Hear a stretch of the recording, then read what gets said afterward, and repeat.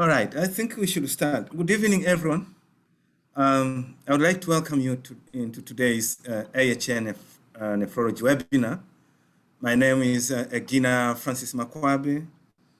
I'll be chairing this session. I'm the consultant physician and nephrologist working with Africa Healthcare Network in Tanzania.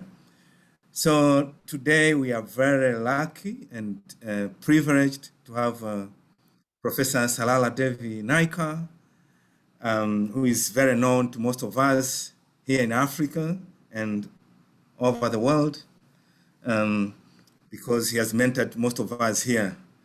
And the topic today that will be covered by Professor Naicker is a personal odyssey in nephrology and the future of patient care, teaching, and research. So this will be covered by Professor Naicker. But before I allow Professor Naicker to start her presentation, I would like to read her bio, and it is a bit long, so you bear with me, but we need to know who is Professor Naicker. So Professor Naicker is an emeritus Professor Emeritus of Medicine and former chair of Graduate Studies and Research, Plagiarism and Mentorship Committee of the University Clinical Medicine of the University of Witwatersrand, Johannesburg. Has been academic head, Department of Internal Medicine and Division of Nephrology at the Wits University, head and Division of Nephrology at the University of KwaZulu, Natal, and that was 1994 to 2001. She's a president of the South African Renal Society from 1994 to 1997, and later 2012 to 2015, and president of South African Transplantation Society, and chaired the South African Ministerial Advisory Committee for Transplantation. She's a member of the Executive Council of the African Association of Nephrology and of the Executive Council of the South African Nephrology Society till now, since 2012 until now. And Professor Naicker has served on ISN Council and Executive Committee, ISPD Committee, and ISN Africa Regional Committee, ISN International Education, Ambassador Program, the ISN Nominating Committee, and also she was a member of KDIGO Executive Committee from 2013 to 2015, and co-chaired the DICG Professional Societies Working Group. She has supervised a large number of postgraduates. Most of them are in this presentation today, in this webinar, are joining. We'll be listening to her in master's and PhD levels, and has published 17 book chapters and approximately 180 publications in peer-reviewed journals. So, Professor Naicker, before I allow you, I know you have mentored a lot of students, and some of the students are here. I would like to allow Dr. Ntarindwa to say some few words before you're allowed to continue with your presentation. So, Dr. Ntarindwa, please. Thank you, Engina, to give me this opportunity to say a few words concerning Professor Naicker. You've mentioned a lot, but I don't think in the time given, you can't say all about Professor Naicker. Professor Naicker, first of all, starting from today's topic, it almost describes all about her. Now, first of all, about nephrology, my colleagues actually on the Afran WhatsApp group, they have been crowning her the queen of nephrology, the mother of nephrology in Africa. And I think probably that doesn't even describe enough about Professor Naicker. Now, she's also going to talk about clinical care in nephrology. Professor Naicker is a caregiver, not only in nephrology, not only in medicine, but all aspects. Welfare, in fact, if I remember when I was in South Africa, we had there are a lot of ups and downs about, this phobia towards non-South Africans, and really it almost gave her, a heart attack because she was worried about our health, and we are quite a number of them. I'll come to that later, and probably let me go to that now. Probably there are very few countries, if there are any, in sub-Saharan Africa that don't have nephrologists that have been mentored by Professor Naicker. I remember when I was there, for the 2 years I was there, I was able to interact with almost 10 nephrology fellows under the mentorship of Professor Naicker. I remember, I think there were 4 from Zambia. There was, I think, 1 from Tanzania, 1 from Kenya, 1 from Botswana. There were quite a number of them from Nigeria. So you can imagine now, if you multiply that by the number of patients that have been cared, that have benefited from that arrangement, and these are the ones I have been able to see in only those 2 years that I was the baby of Professor Naicker. So she has continued, and there have been many more before me. So at this stage, I don't think one can just not say enough in the time available about how Professor Naicker has contributed to nephrology and to healthcare in South Africa. And let me take this opportunity to personally thank you, in fact, on behalf of maybe the Rwanda medical community, because I'm not forgetting that you also mentored the Jews, who is my colleague also here in Rwanda. And I think with this one, I would like to give you an applause. And everybody who is listening to me, I'm sure quite a number of members of AFRAN are listening to this, and they would agree with me.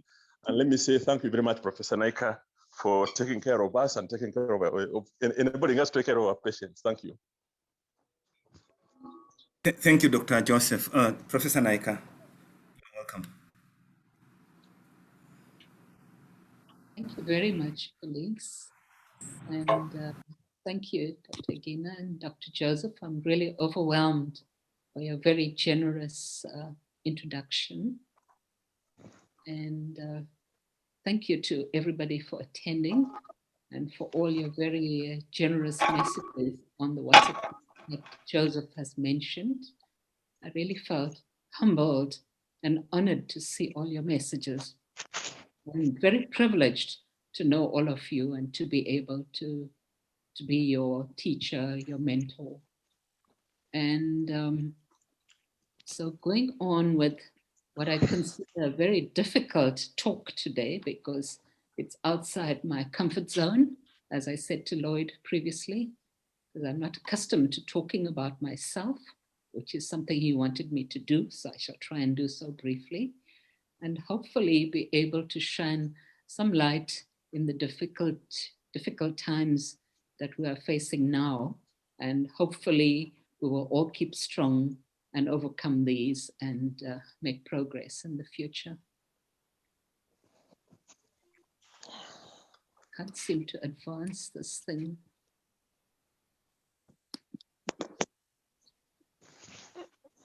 I thought a good starting point is to try and define a nephrologist. What is a nephrologist? I must tell you what my previous professor who trained me said about nephrologists. We used to have these monthly meetings of all the consultants in the Department of Medicine at the University of Natal, where I was a consultant for almost 2 decades. And quite early on, he announced the best physicians in the Department of Medicine are the nephrologists. And I'm sure all of you will agree, don't you? But I'm sure that the other subspecialists didn't like us for it. But I think what I'm going to say as to what is a nephrologist probably would answer why he made that statement. Because generally a nephrologist is someone who's really very well educated in their base specialty of internal medicine or pediatrics. They have a wide width and breadth of knowledge. They have had good technical training in their speciality. They're well up on the research in their speciality. And I think one of the things that sort of distinguishes nephrologists is that we have to have staying power. We have to be stubborn, sometimes beyond all common sense. We should not give up at the first, second, or even the 10th obstacle. We just need to persist to try and achieve our patient goals. And we need to have excellent communication skills and empathy, especially for our chronic patients who are with us for many decades, if we are fortunate. So as you can see, a nephrologist has a very wide scope of practice. I don't know why I seem to be having trouble advancing these slides.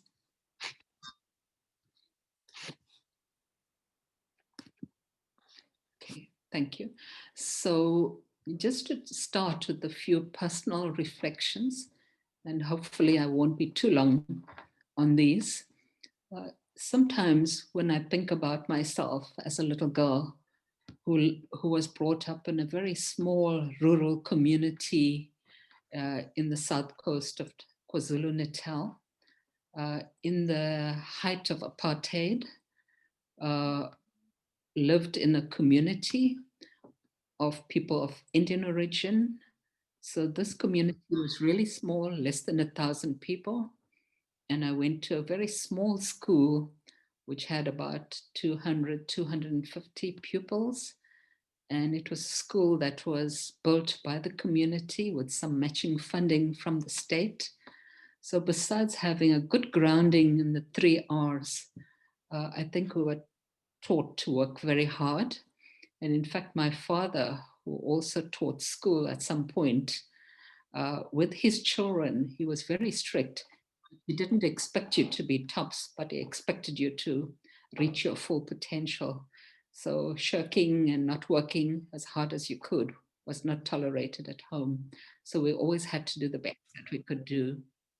And after the first 8 years at the school, which, as I said, was a very poor school, besides the academic teaching, it had a small library, and I'd read every book in the library.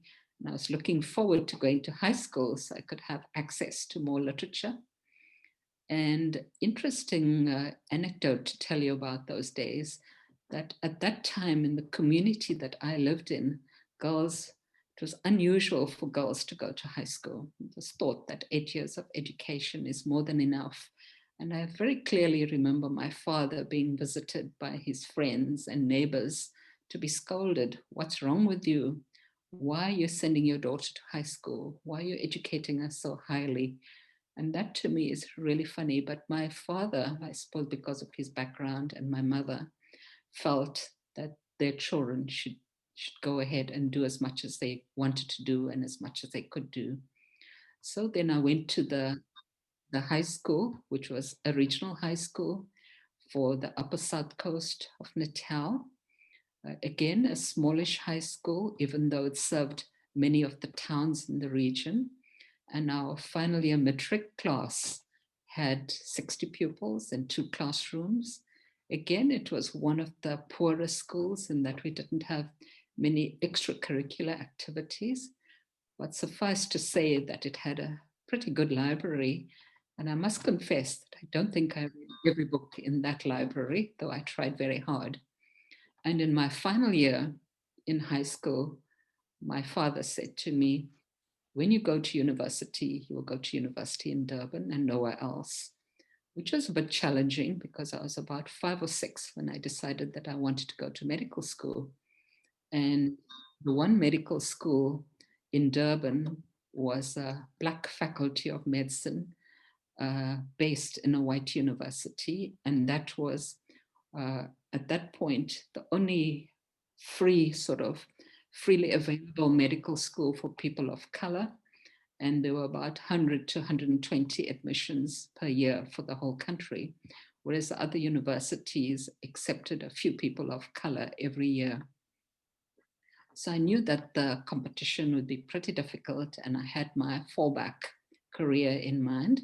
As I mentioned to you, telling you about reading was not purely anecdotal. I'd planned that my second choice was going to be a librarian. I was planning, if medical school didn't want me, I was going to go and become a librarian. Anyway, I was fortunate to be admitted to medical school in KwaZulu Natal now. And I must tell you, it was quite an interesting experience for a very sheltered young girl who only interacted with people of Indian origin in your little community, in your little primary school, and your little high school, suddenly to go to medical school. But I must tell you, the campus was totally separate from the main university, and we weren't allowed to interact with the main university, which was a white university. But all the other racial groups interacted, and we made some amazing friends. One became politically aware, and those were the days of the Black consciousness movement, and we all were very politicized in those early years of that sort of late 60s and 70s. And in fact, Steve Biko was one of our classmates for several years of medical school. So those were years when we worked very hard. We learned a lot. Our horizons were stretched. Subsequently, on graduating with my undergraduate degree, I had a great dilemma as to what I wanted to do next, because I found everything that I did, I really loved. I loved pediatrics. I seriously considered becoming an obstetrician, but eventually decided to go into internal medicine and did the 4-year training program, again in Durban, with rotations through all the subspecialties of internal medicine, including cardiology. And again, this was all in a situation where you only interacted with patients of color. Some of your teachers were white, but having said that, when I completed my medical training in internal medicine, my professor said, "Congratulations, and what would you like to do now?" I said, "Oh, I'd like to be a physician in internal medicine." He said, "Oh, that's great. I'd like you to do that. But I would also like you to choose a subspecialty. I want to develop the subspecialties." So as you can hear from this, these were really pioneering days where our medical school was a superb undergraduate institution. We had education and training second to none. It was really a superb institution. The specialties of medicine were really poorly developed. And without knowing too much about nephrology, except that I'd done a 3-month rotation just before my exams, and I really loved my nephrology rotation, which was mainly in acute nephrology at King Edward VIII Hospital, which was probably the second largest hospital then. So I said, I will do nephrology, much to his surprise, because he had great difficulty having people to select nephrology, even though he was a nephrologist. Not too many people wanted to do nephrology for the long term. And I will tell you more about nephrology in Durban subsequently. And while I was completing my nephrology training, I was very keen to undertake a PhD, which I subsequently did. And after a great deal of soul searching, eventually relocated to Wits University. Now, just to talk about some highlights at the University of KwaZulu-Natal, it's actually quite surprising to tell you that I chose nephrology, because it was actually quite heartbreaking when I was training to start with, because I was training in a Black institution where in this province that I was in, Black patients weren't allowed to have chronic renal replacement therapy because that was only available in white institutions. So in retrospect, it doesn't seem very logical to have chosen such a specialty, but things changed quite soon, because my professor, Professor Sidat, was shortly thereafter invited by the Department of Health of the province to take over nephrology services, even though he was a person of color and they'd sort of blocked him off from running nephrology services for many years. Eventually, they decided that it was a wise thing to do. And he struck a deal with the province that nephrology was going to be fully integrated as far as patients and staff goes. And then he subsequently took over the 2 white institutions and King Edward.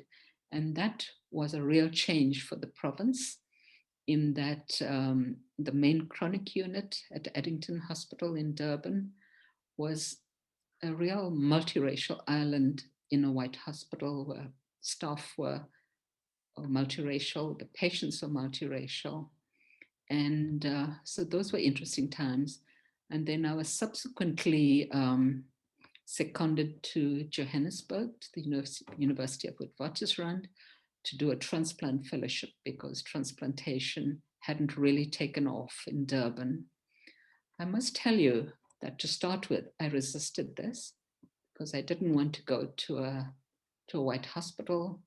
I needed permission from the Minister of Health in my province, as well as province, the Transvaal, where Wits University was placed. Eventually, I listened to reason and I took myself off to Johannesburg and had a superb training in transplantation under the mentorship of Professor Tony Mayers. And while I resisted going there, I think it was probably one of the best things I could do, because I think while it was very educational for me to learn about transplantation, I think it was also educational for the staff there and the patients to be exposed to me as a patient, as a person of color. Because as a surgeon and other doctors said to me, this is the first time they're interacting with a person of color in terms of equality. So you can imagine when I say something like this to my nephews and nieces, they just look at me and think, this can't be true. Are you coming from Mars or something so bizarre, you know? Because since 1994, the political landscape in South Africa has turned completely around. And what I'm telling you, what I've just told you, sounds just incredible, that nobody could have lived through that sort of era. So anyway, suffice to say that after the unit became multiracial, we've never looked back in Durban. We had many, and the other interesting thing was those were the early days of PD. So there were no guidelines. You had to learn what to do. For instance, someone like myself, who'd never done a surgical fellowship except for a short period in obs and gynae as a medical intern, was going to theater to do mini laparotomies or omentectomies just to insert Tenkov catheters in theater.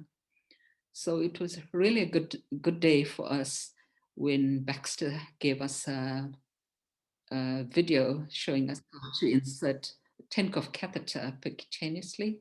So I watched this video a few times and then inserted a few myself, trained my team, and then we trained people from other units, and we've never looked back. And in fact, in South Africa, we had one of the largest PD programs for many years.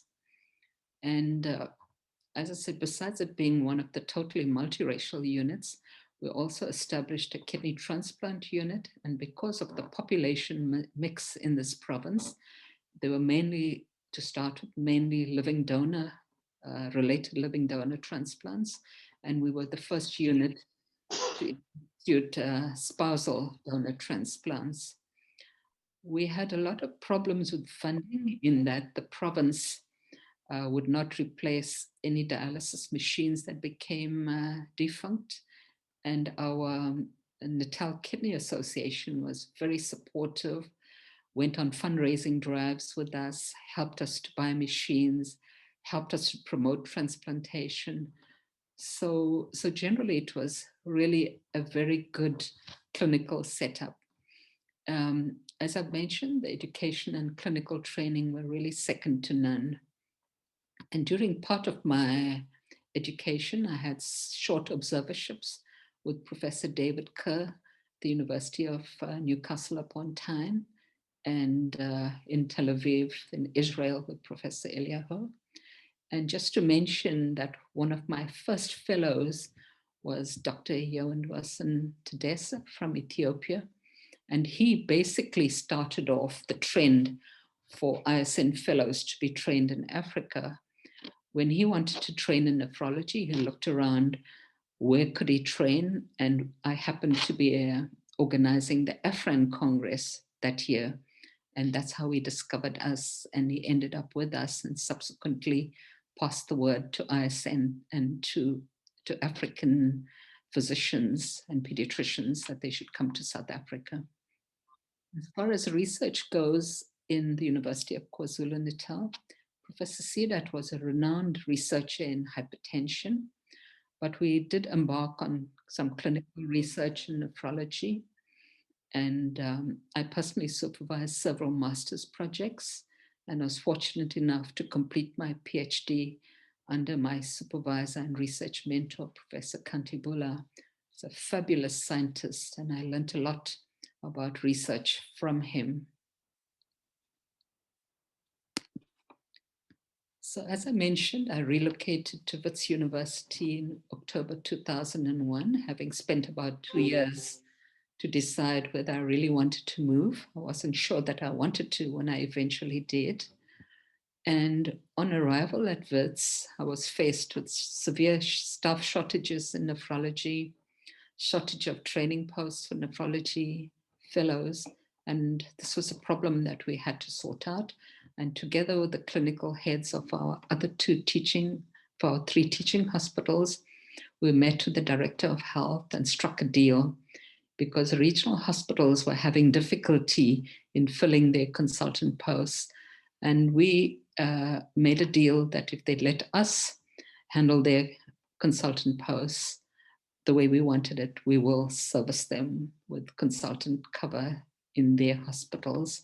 And since then, we were able to actually get several training posts for all the subspecialties in internal medicine, and we're able to make our training program for fellowships quite viable at Wits.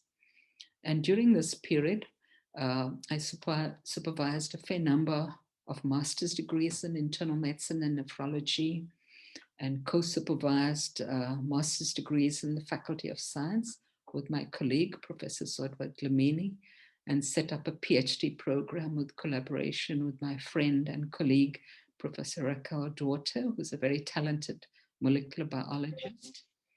And ISN had accredited us for training ISN fellows. And I must say I'm in awe of the fellows who came to us at Wits. They were extremely hardworking and talented.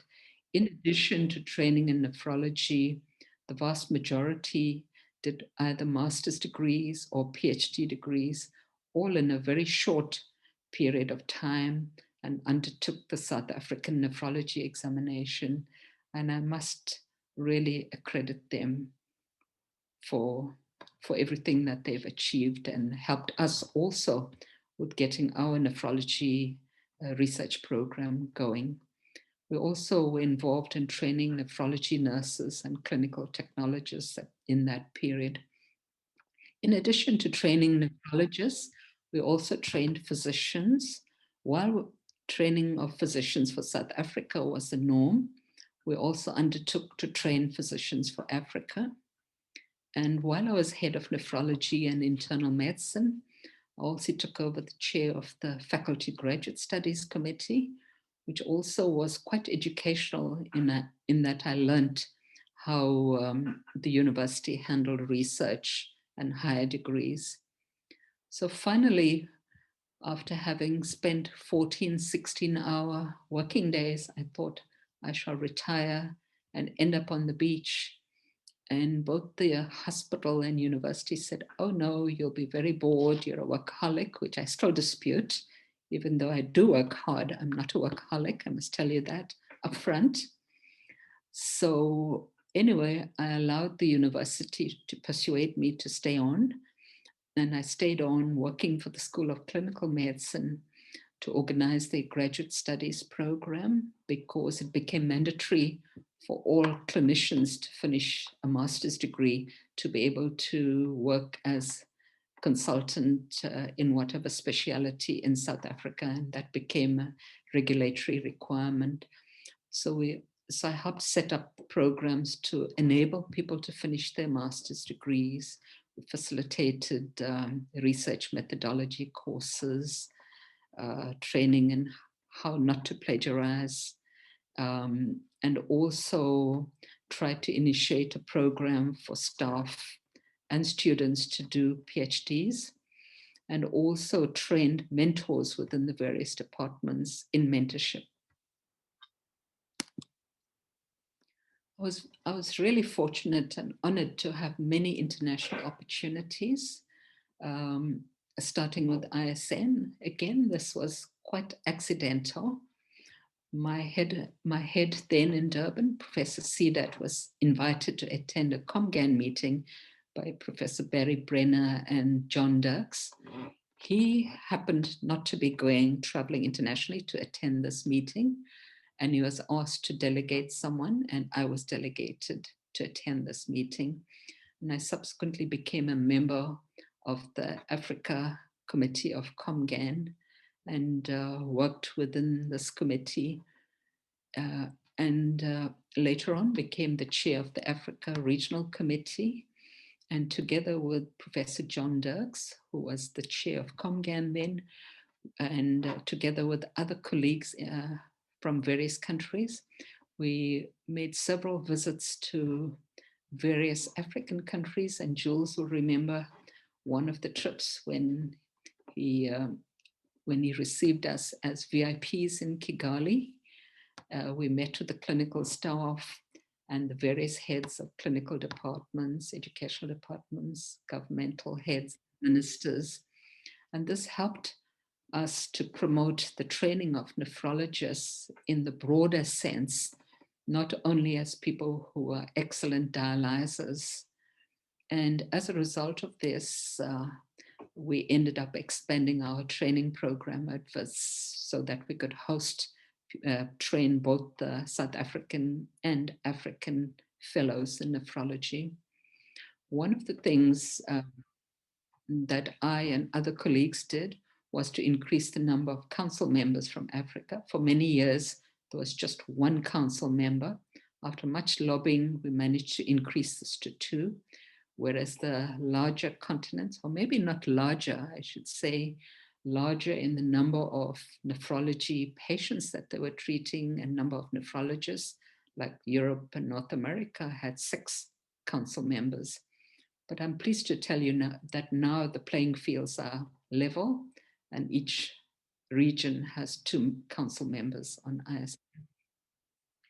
I was very fortunate to have the opportunity to serve on various ISN committees and chair some of them.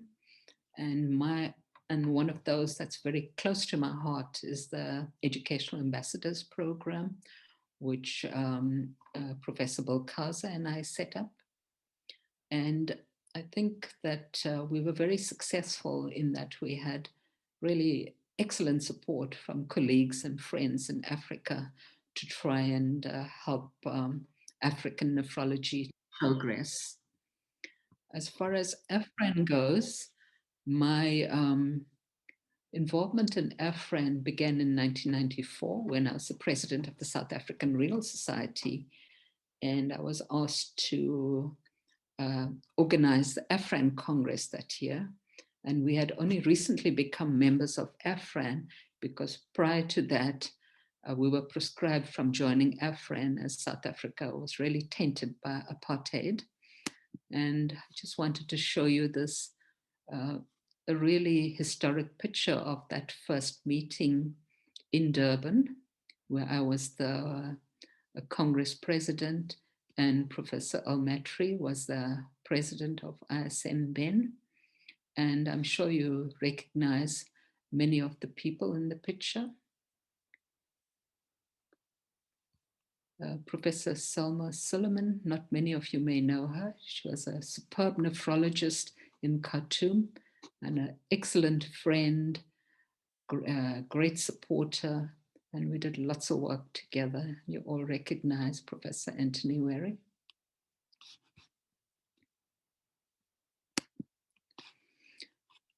In addition, I've been fortunate enough to be involved, to have opportunity to work with ISPD, TTS, and KDIGO in its various guidelines and controversy conferences, which were all very important learning opportunities for us in Africa.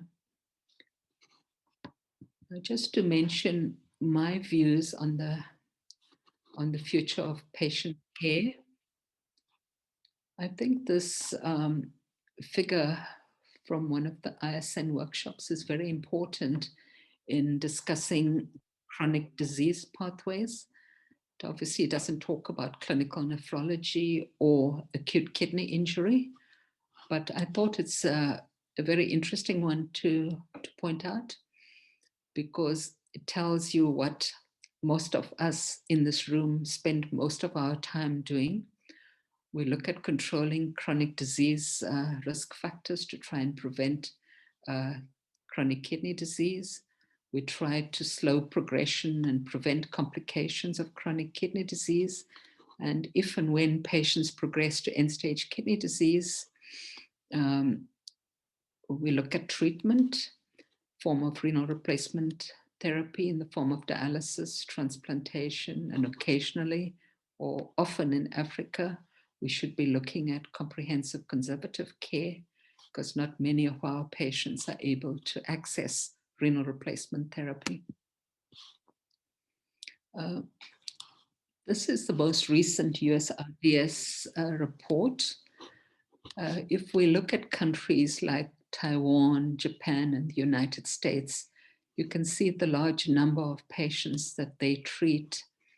And in comparison, South Africa at just under 200 per million is still very low down in this scale. So we've got a long way to go to even get to halfway up the mark.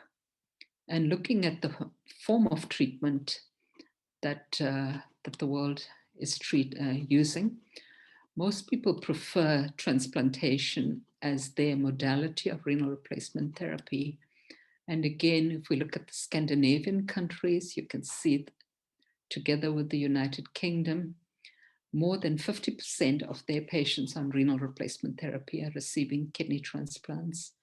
And I will show you some African data, which shows you that we really have a long way to go to try and even get close to that.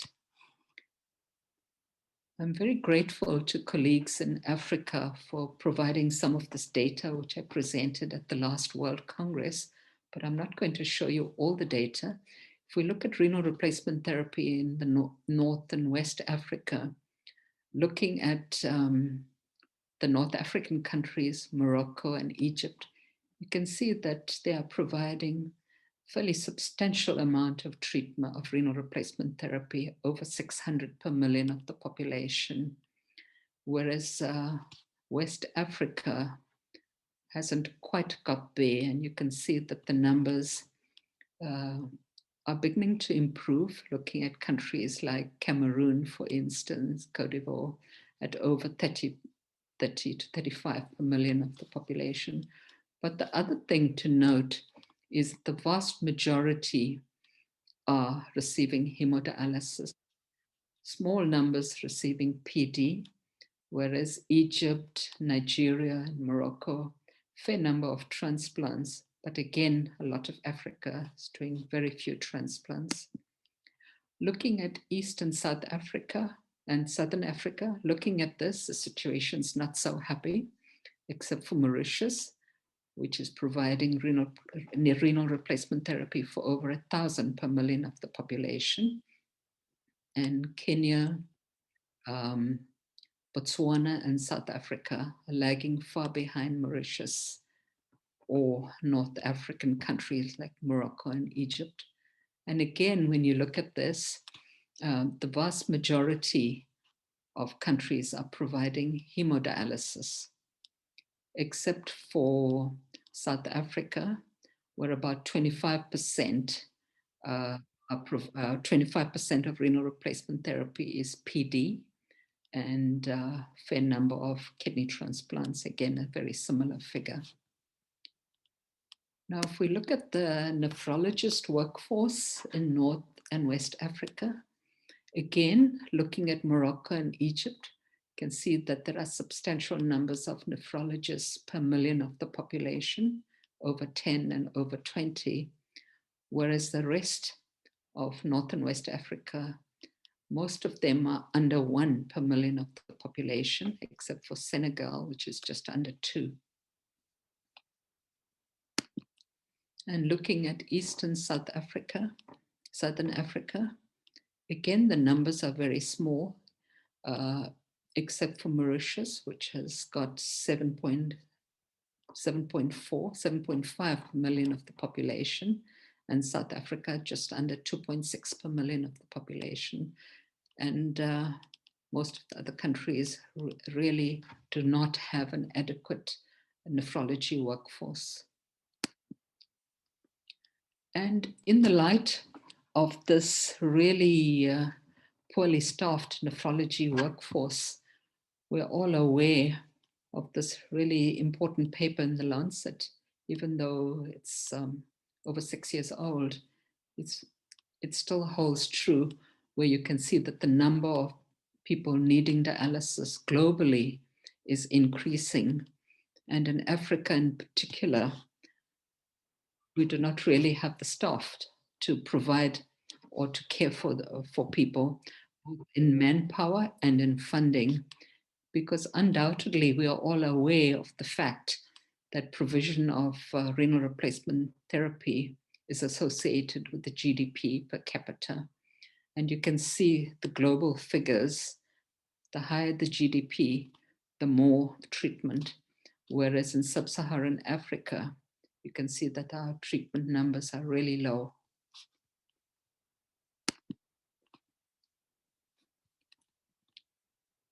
So if we look at costs, prevention is very attractive because it's thought to save money, and screening and treatment is considered highly cost-effective, but we don't really have this data in sub-Saharan Africa especially. This is high-income country data. And the polypill has been proposed as probably being cost-effective, whereas if you look at dialysis and transplantation, dialysis, very expensive, and transplantation may be more cost-effective in the second year. But many funders may consider renal replacement therapy not cost-effective, which may be one of the reasons why the provision of renal replacement services in Africa lags behind everybody else. So looking at renal replacement therapy in Africa, and especially in sub-Saharan Africa, we can congratulate ourselves in achieving a lot in that there's been increased access to renal replacement therapy in countries that have not had dialysis services previously. There's been an increase in nephrology personnel of all categories.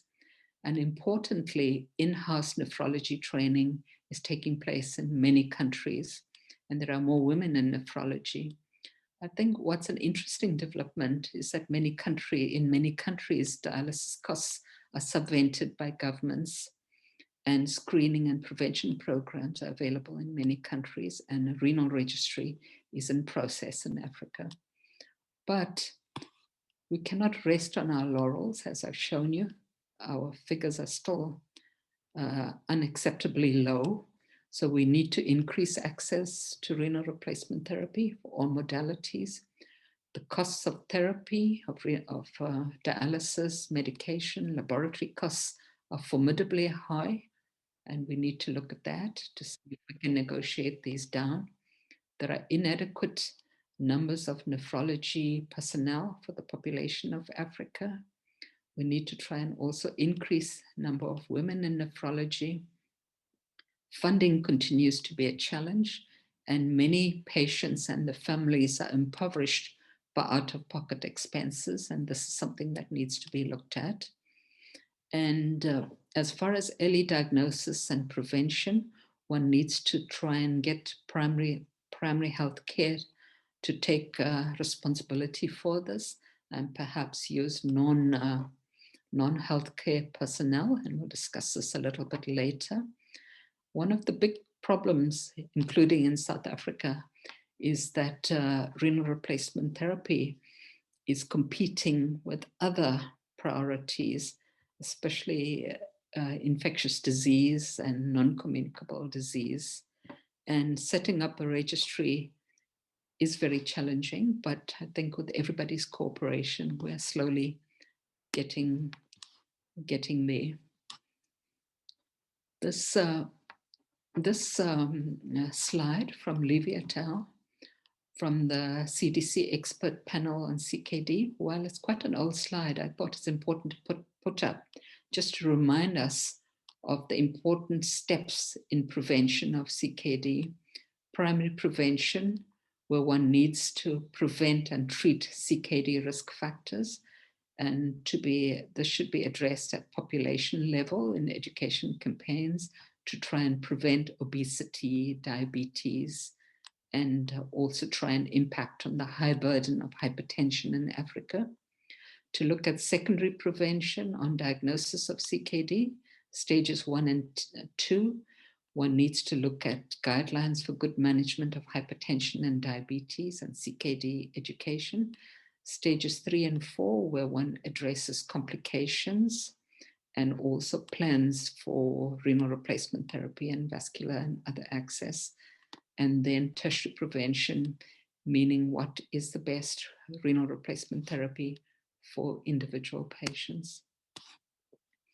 We're all aware of who should be screened. At the moment, we cannot screen the population at large, and therefore the at-risk population. This is a recommendation that we should all follow.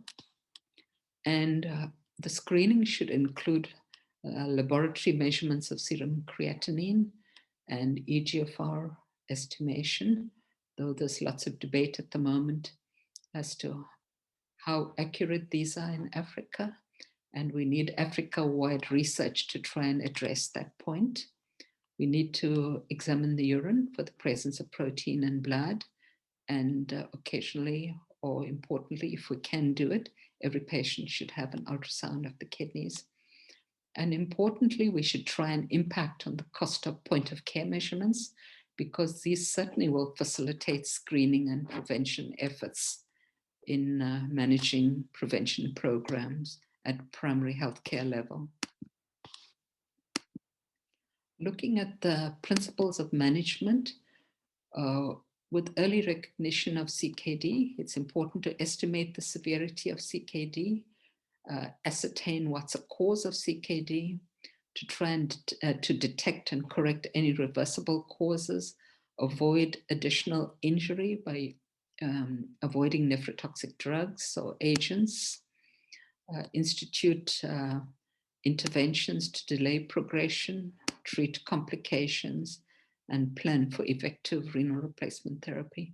Time does not allow me to expand on these, and I'm sure these have been the subject of previous webinars. I thought one of the important roles is to talk about the coordinated roles of different healthcare professionals in the total care of the CKD patient. The primary healthcare provider and the nephrologist and the renal care team should all work as one team. And primary care providers should be trained to monitor CKD in patients at risk.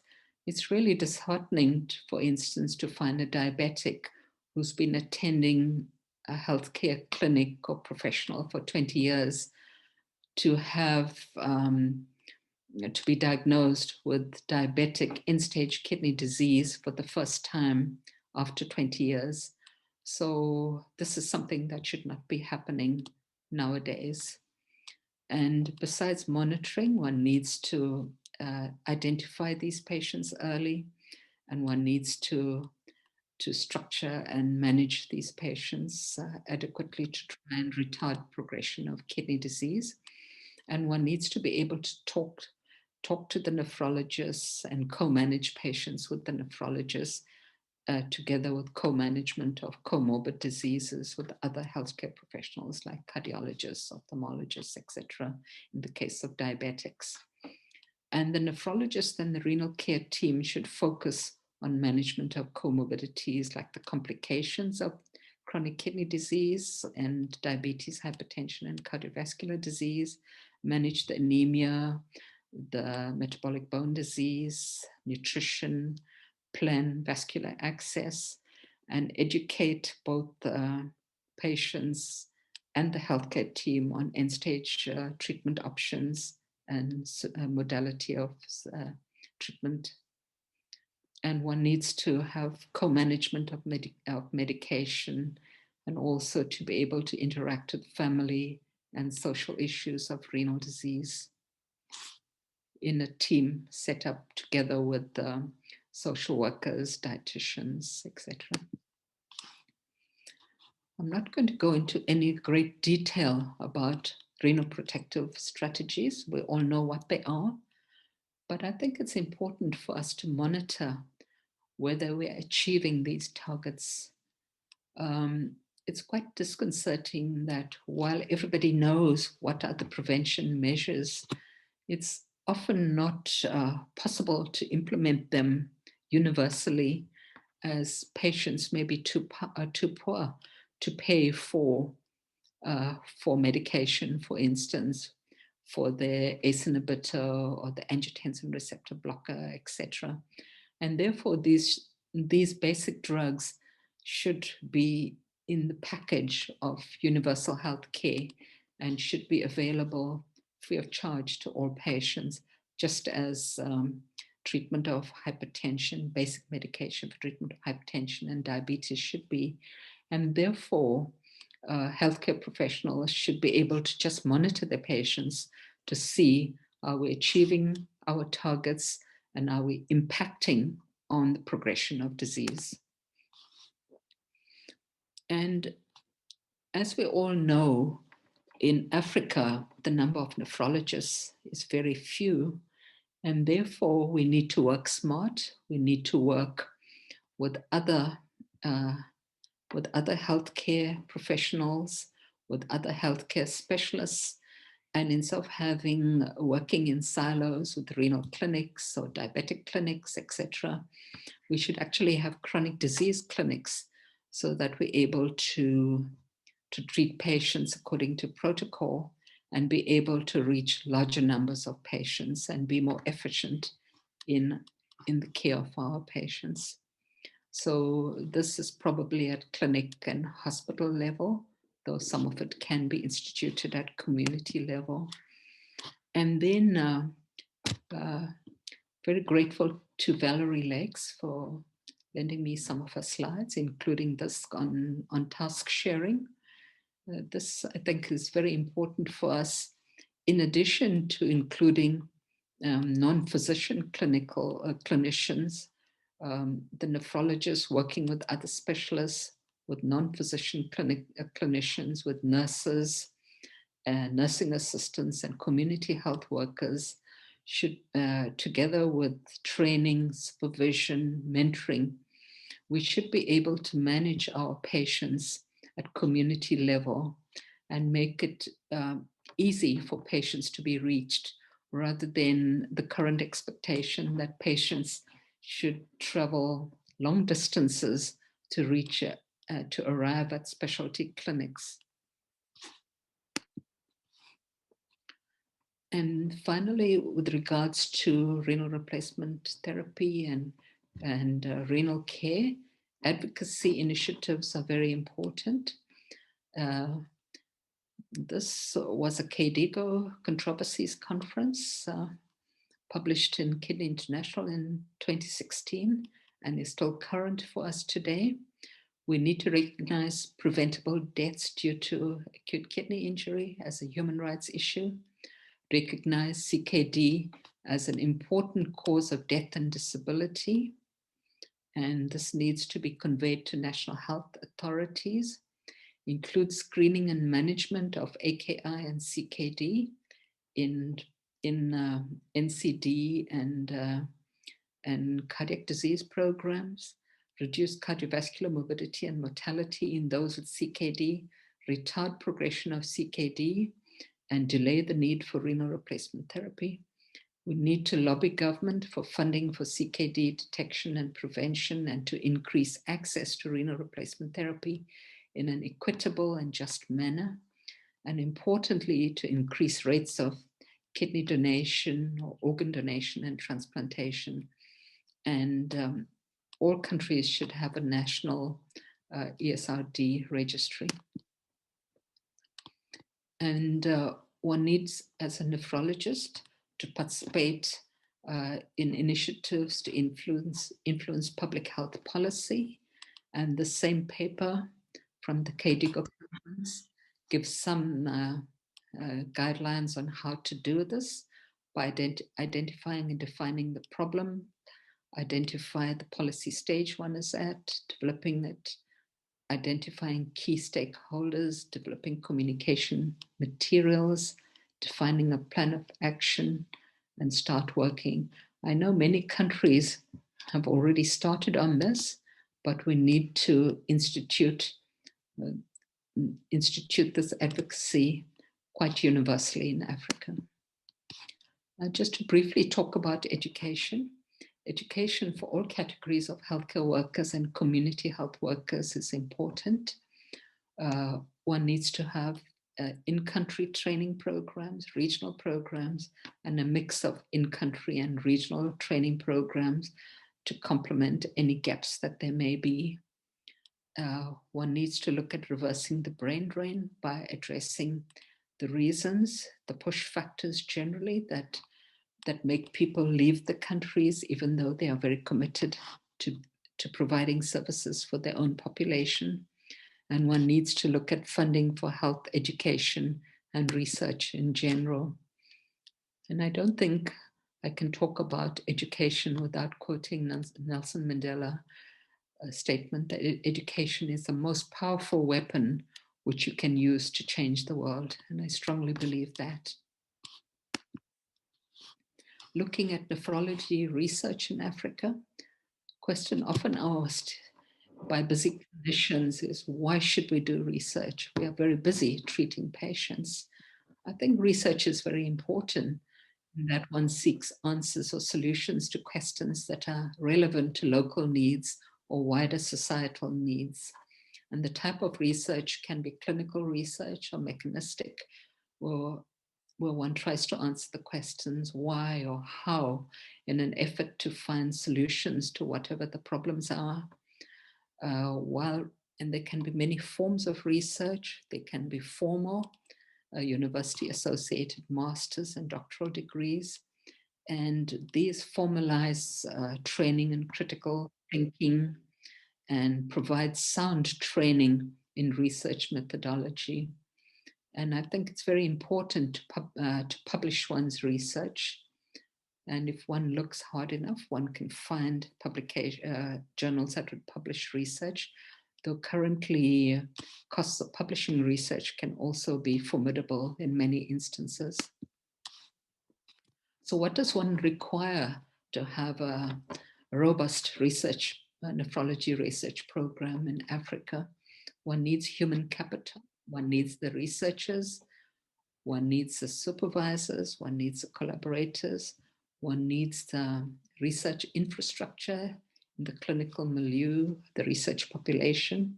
If one is doing scientific or laboratory research, support from our colleagues in these areas is important, and one needs education in how to do research. And importantly, underpinning all this is funding, because while some of us can do some clinical research at very low cost, unfortunately, a lot of research can be very costly. I think a lot of you on the call will recognize our fabulous Department of Internal Medicine scientists, Professor Raquel Duarte, whom I mentioned previously, my friend and colleague with whom we've set up a fairly active nephrology research program at Wits, and her team, Caroline and Therese, who support her in laboratory research in the Department of Internal Medicine at Wits. These are really talented ladies, and we're really lucky to have them support our research activities. Looking at the future of nephrology research in Africa, while local, national, regional, and international support is available, needs to be increased and needs to be accessible, and especially funding for research. Collaborations are important in that they can complement skills and expertise. And it's also important to be able to increase the pool of research participants to be able to provide answers to questions. I think many of us have been faced with the experience of embarking on a study that seems to be adequately statistically powered, but at the end of the day, we have thousands or tens of thousands of research participants. So your statistical power is not as great as it could be, and you often struggle to publish your research in high impact journals for that reason. And therefore, in a continent like Africa, second largest population, I think if we pool our resources, we can really provide great answers to important questions and provide some really important research. And collaborations, as I mentioned, while it could be between countries and regions, and I think within the Africa region, we have great potential. And FRN itself is looking at increasing research and trying to foster collaborative research within Africa. Currently, many of us are working internationally rather than regionally to try and improve our research collaborations. But I think within Africa, collaboration is very important. Just to acknowledge my mentors, Professor David Kerr, Professor Kantibula, Professor John Dirks, and Rashad Bassoum, all my teachers, and especially the nephrology teachers, Professor Pidat and Mayers, and the wonderful nephrology teams at Wits and UKZN, internal medicine team, who've been fully supportive of me over many decades of working, and the many friends and colleagues in AFRAN and ISN who've helped us. And as I've mentioned, the fabulous PhD students that I've had the pleasure, the joy, and the honor of working with, and my family and friends who've been totally and universally supportive. I couldn't resist this cartoon. I think all of us are totally overwhelmed at the moment by the mountain we are climbing, really feel flooded by the tsunami of COVID. I think we just need to remember that nothing lasts forever. And in due course, hopefully sooner rather than later, we will get over this mountain of tsunami, and we have to then gather all our strength, pick up where we left up, and try and improve the situation for our patients and our colleagues. Thank you very much for your attention, and I'm happy to answer any questions. Oh, wow. Thank you. Thank you, Professor Saraladevi Naicker, for excellent presentation. And we have learned a lot through your journey. And, you discussed about the future in research. So thank you very much, Professor.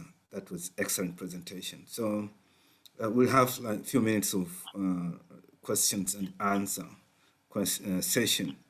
But let me start with one question or comment is about research in Africa. As you can see, most of nephrology in most of African countries is a new, it's very new.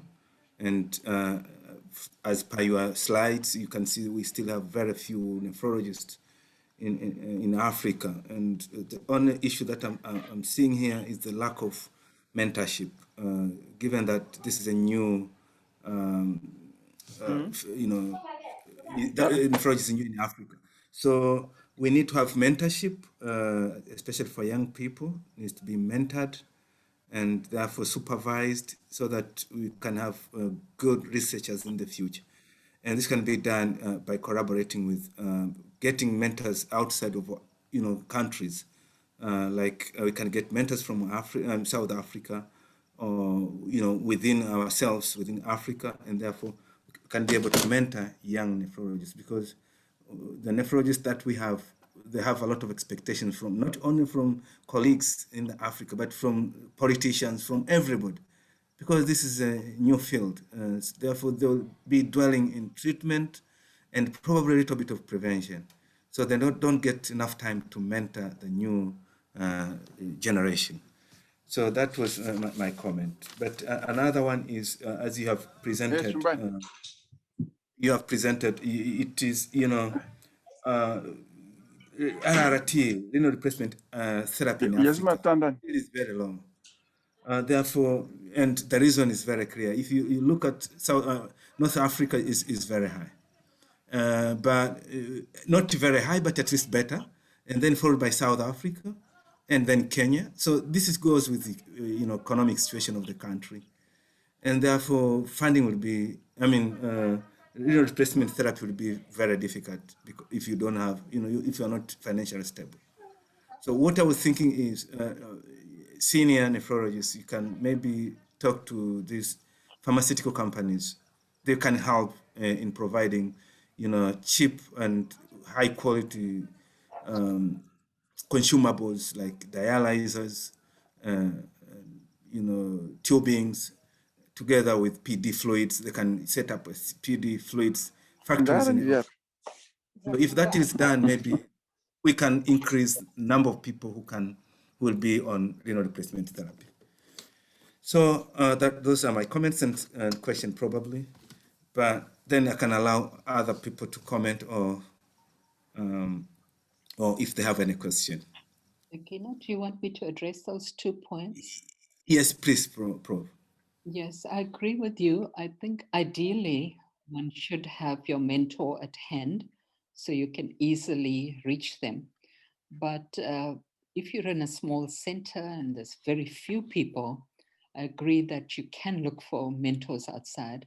And in these days, with the ease of communication with WhatsApp, Zoom, etc., I think it's actually very easy to do, So basically, you just need a willing mentor. And I must say that AFRAN has revitalized all its committees, and it's looking at how to improve the situation for African nephrologists.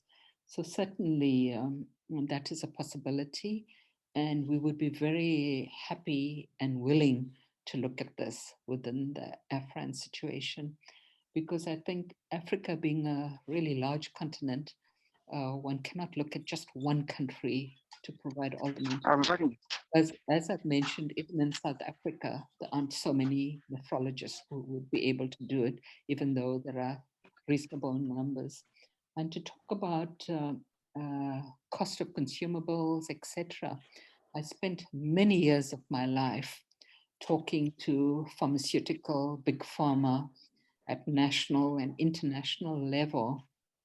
I think what is important is the purchasing power. Even though you say to them, Africa is a large continent, please bring your cost of PD consumables down and we'll give you vast numbers. But it seems that that's not the way it works. We need to show them the numbers and then they will bring down the cost. So I think that maybe while we as clinicians can still push at this, I myself have felt a failure dealing with this aspect.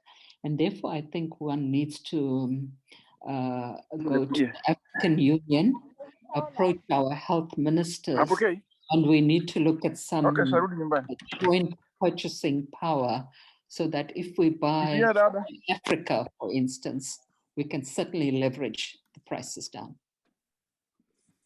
Thank you, Professor. Thank you very much. So, can I get more question from the audience? I see there's one from Violet about comprehensive conservative care. Is there a need for this? Okay, just to talk about comprehensive conservative care, what one is talking about here is someone who's at end stage, but is unable to access dialysis, or it's not possible for whatever reason to give dialysis.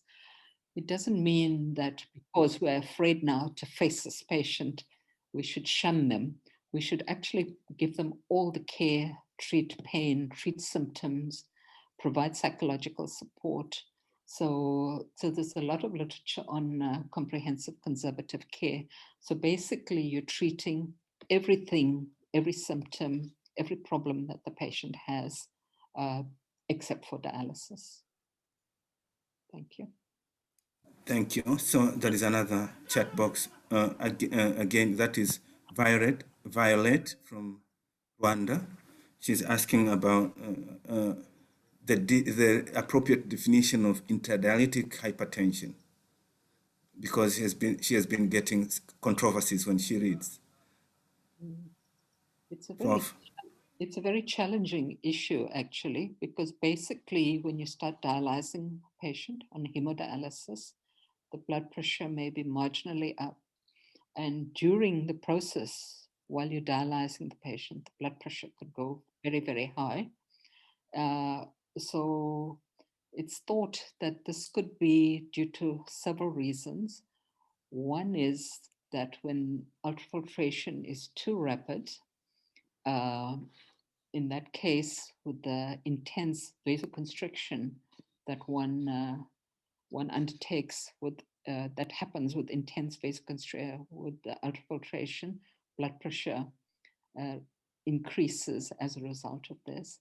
Another thought is that in the process of dialyzing patients, one can remove all the vasoconstrictor peptides that would help keep blood pressure down. So I agree with you, it can be a very challenging process.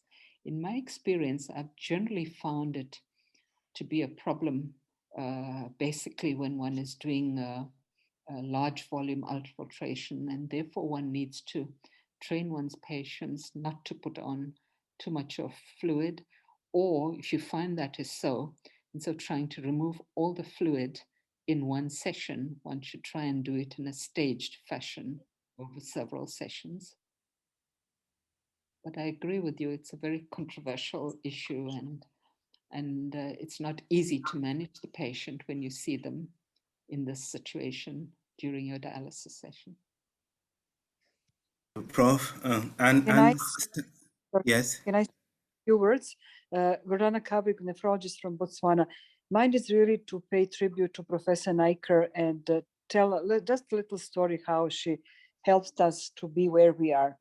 Basically, till 2004, 2005, we had very little nephrology service in Botswana. There was no legislation, and the government was not really supportive when it came to chronic to renal replacement treatment, and it all kind of things fall in place after the first visit of Naicker. Thank you. And then a president at that time, Professor Kauser, when we have chosen, though I was already registered as a nephrologist, but really as a single person, I could do very little without support from the ISEN and from Professor Naicker, and later on the government came on the board. Then we had another first nephrologist trained by ISEN.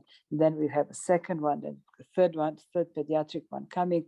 But really everything started rolling in the right direction after that first visit from Professor Naicker and ISEN, when they gave us a great support and really wings, really a kind of, we could spread our wings, and well, we are not really where we should be, but at least there is a lot of improvement in past 15 years when it came to nephrology services in Botswana. Obviously, the way forward is to develop local training combined with the regional training, and to, though we have medical school now to develop a capacity here to train internal medicine physicians to do nephrology. So Really, I can say and I can vouch for that visit from ISN and Professor Naicker was a game changer when it came to Botswana context. Thank you very much for everything that you've done for us, Professor Naicker. Thank you.